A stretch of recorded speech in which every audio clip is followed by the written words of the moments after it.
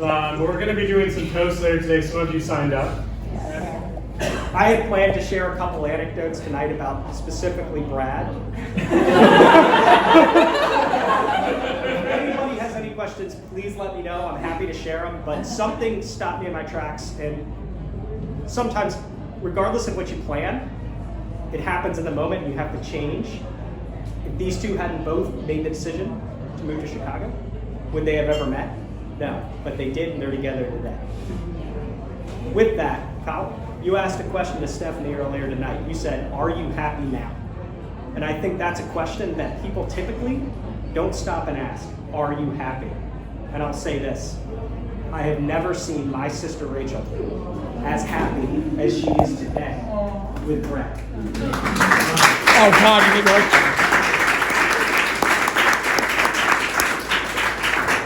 With that, Brad? You gonna threaten me? I'll leave that to Michael. He has a shape that is much more intimidating. We've had the talk. And he's Italian. Nothing makes me happier than seeing my sister happy today. Your happiness and your happiness together mean more to me and our family and your family and that coming together than anything else. I wish you in the years ahead, there will be good times, there will be bad times, but I know you two are in it for good. And you'll make each other happy every day and the rest of your lives. So good luck to the bride and to the groom, Brad and Rachel. We love you so much, and this room is a testament to that. My name's Karen Stallard. I know Brad from when he coached my little 500 team in my time at IU, so it's a pleasure to have met many of you for the first time tonight. Clearly, due to the waterworks, everyone's pretty aware that Brad's a romantic, wonderful, sensitive guy, super competitive, maybe a little bit too into spreadsheets, but deep down, Brad is just a big, warm, fuzzy, sensitive type romantic. Which is just like a really interesting like data analysis approach to like him finding the one, as I've experienced as we were both going through trying to find that one. I remember one summer after Brad had graduated, I was still in school, and he called me to check up, as only Brad will do with his people. And I updated him about this amazing, funny, incredible engineer that I just met, my husband Matt. Also super attractive. I think Brad has a pretty hard man crush on him. I mean, rightfully so, let's be honest. And Brad talked about this like flash in the pan fling that he didn't think was going to work out. And I asked him about why, and he kind of paused and was like, I don't think she's smart enough. And I was like, I mean, to be fair. Like, This is not about Rachel. Damn it,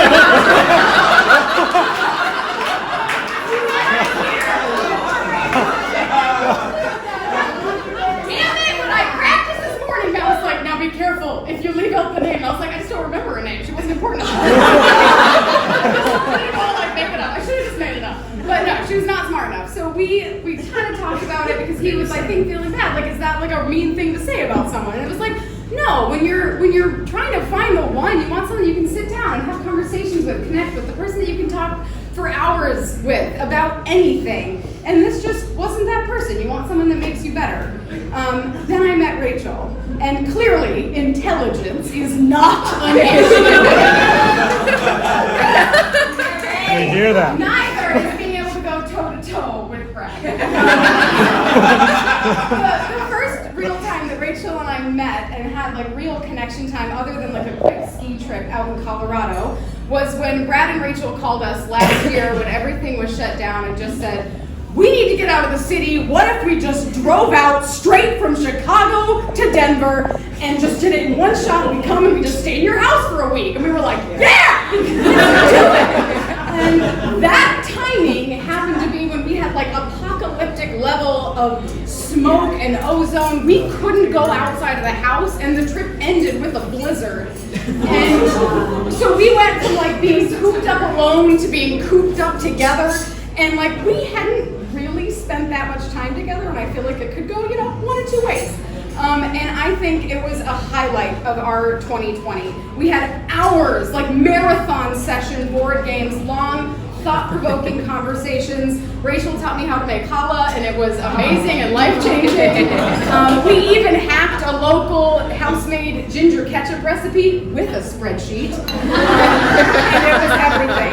So it all culminated in this amazing feeling that you two are absolutely amazing together. Rachel, you absolutely keep Brad in check. You are super smart, but it is truly your genuine kindness and your approach to people that made me feel like a friend to you instantly. And Brad, your drive and the greatness that you bring out in those around you, and also your humility in losing Mystic Veil so many times. So many times. It's the worst game I've ever played. Your fierce commitment to those that you love, for both of you, I can say without a doubt that you two are perfect for each other. To the smartest people I know. There it is. I want to talk about the smiles. I think smiles are special. They come with memories, they come with good experiences, and they come with different moments. I want to talk about the smiles of Brad and Rachel. So for those who I haven't met, my name is Jeremy. I met Brad in college through old friends. We marched together in marching band. We raced together, and now he's in Chicago. So the smiles of Brad and Rachel. I had you in spandex. To think of these smiles as you know that are individuals. There's Brad's smile when he's playing a pickup game of basketball and he just drains the shot. There's Brad's smile when he finds an Excel formula and makes it so efficient that he can share it with all of his friends and the rest of the world. There's Brad's smile when he and Joe are fighting in their apartment over doing the dishes and they stack their pizza X cups and You only ever watched one. there's Brad's smile where at the little 500 bike race before the individual time trial, one of the races, Brad, it's like someone's holding up his bike and I'm on the grass watching him, cheering him on, and we just make eye contact. We did? Brad's smile when the race started, he looked at me across the pit, he's going 30 miles per hour with 28 people behind him, and he's like, screw you. It's the smile that I felt behind me. Brad's smile when he's back salsa dancing, sweaty and happy at 1 a.m. in Pittsburgh. There's the smile as Joe, Brad, and I are driving a stick shift car in Europe, and Brad is driving us for the first time in Europe on a stick shift, and the truck is coming, and we think we're about to die. Joe is frightening in the back of the car, but Brad is smiling. Second time with a stick. You did great. There's Brad's smile when he's in Pittsburgh, and he comes to Chicago, and Katie and I try to intentionally throw all these beautiful single Jewish women in front of him. But the one that we're celebrating the love of tonight wasn't the one who stuck. Then. That wasn't the reason he moved to Chicago initially. But there was this ear-grinning smile that just radiates across everyone in the room. And that's when he met Rachel, and he started telling us more about his dates with Rachel when they became public about it. There's the smile when they share those moments, the smile when he helped Rachel buy her first bike. That's a special smile. It's a big smile. There's the smile when they play Connect 4 and Rachel beats Brad, or it goes the other way, and these grins and smiles that you just can't replicate. Anger or love, I don't know. There's the skate plan smile when he planned this elaborate skate room with our 5 pranks before that. And I'm like, Brad, Rachel's gonna kill you. And he just smiled through each and every one of them. And then the smile they both had when she said yes. And to all of these new smiles that come, I don't have more here, but this is 2 minutes. So all our smiles, you're coming with Guthrie, with the wedding today, with your Spain trip, with all of your adventures to come. I hope the smiles that you're shining right now and everyone's carrying for you tonight continue in the blossoming themselves.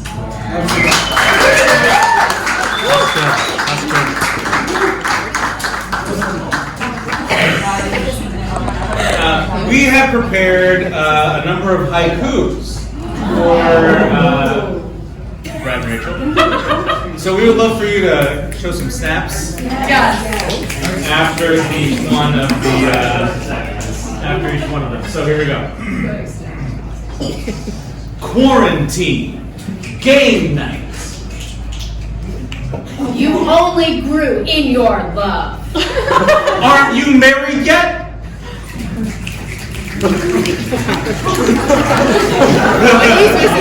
Met you at the Vic. No. You saved my seats for the hop. From there, friends for life. That one I got. Those are great. This is mine too? No. Competing with games. Puzzles, biking, Guthrie. Triathloning. True, it's fine. Spokes, chains, handlebars. Walk the dog? I don't think so. In this house, dogs ride.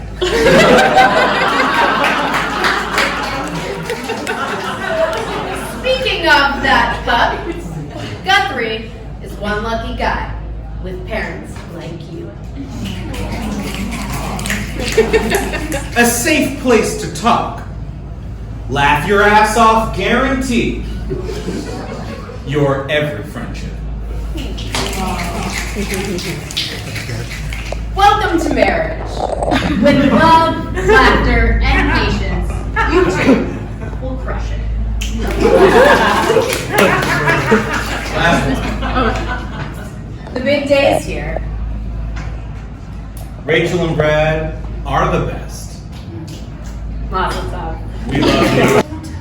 How much I love him and remind him that when he was really little and we came to visit, every time we were in the water in Tampa Bay at the beach, and he was in like the little round blow-up thing, every time I came close to you guys, he would splash me to get me away. Because he was really worried I was going to take Dave's attention.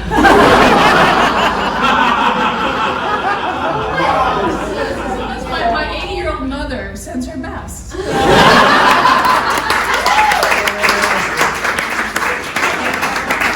So Brad, not only at Chuck E. Cheese did he one day we sit next to him. You remember those little gerbil runs? Yes. Dave followed him.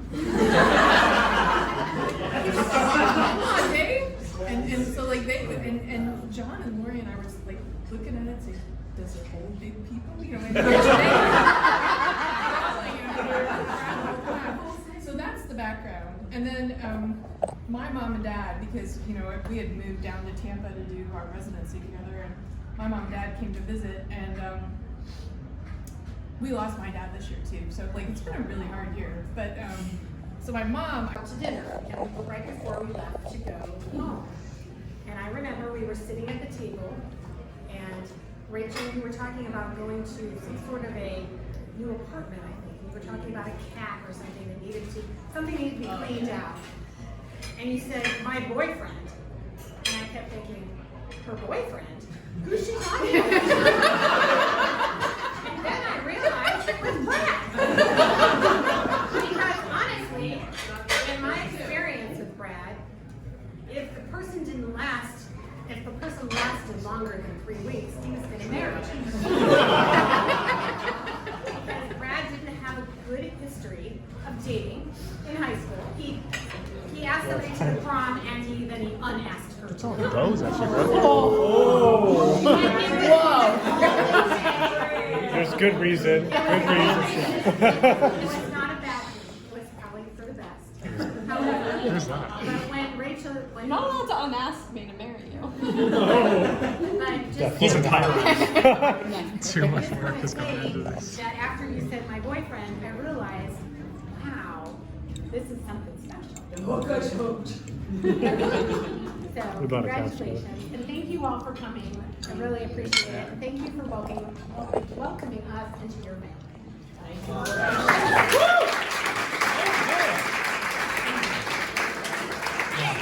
I just missed some chicks. I got nothing else to say.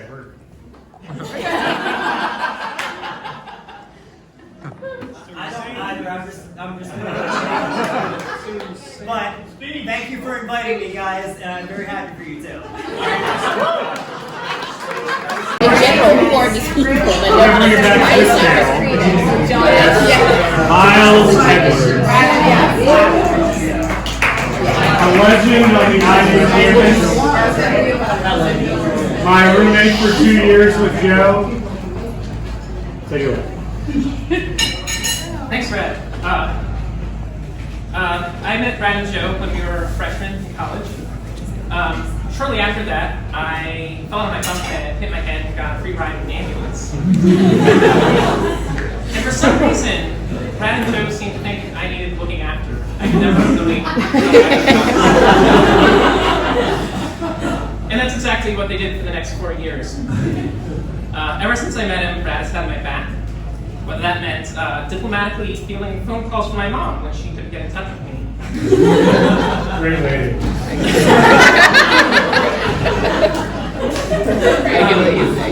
Showing up as one of the few non-music majors at my recitals. Finding me a place to stay when I was sitting in Chicago, even when Brad was out of town. And then there was that one time when he informed my new girlfriend, in no uncertain terms, that she would be well advised not to harm me physically or emotionally.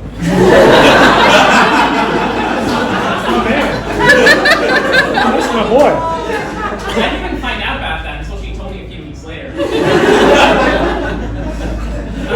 Now I've always realized what a great guy he is. And in fairness, how could they?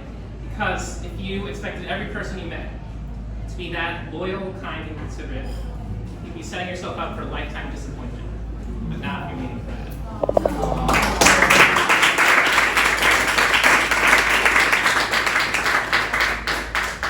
Now, Brad and I didn't have a whole lot of luck with women in college.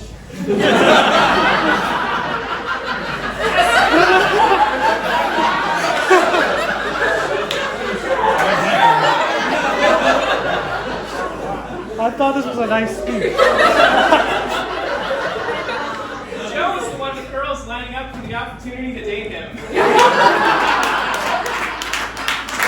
Oh, how the tides have turned.